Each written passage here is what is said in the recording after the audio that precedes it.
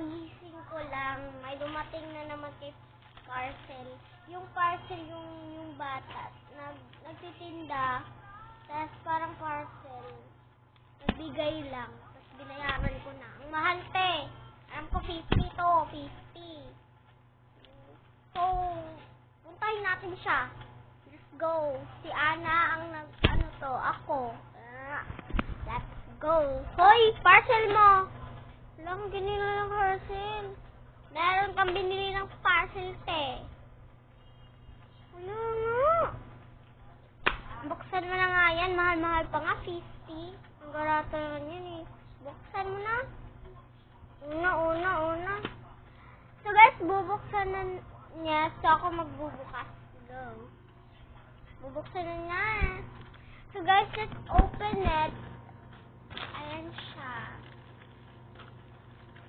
Yan, let's open. Gagamitin ko ang scissors. Ay, eto. Ayan. Ayan siya. Ayan. Baka makita niyo yung address ko. Ayan. Tignan niyo. Kamukha ako. So guys, wala akong alcohol kasi kinuha na naman ang Kotex na yun. Kinuha sa bayo. Ang bakla. Kinuha sa bakla. Wait lang guys. Kukuha muna ako ng alcohol. Wag na lang kaya. Bubuksan ko na lang siya. Kahit walang alcohol. So, ayan. Bubuksan na natin. Parang regalo ito sa kanya. Or binibenta.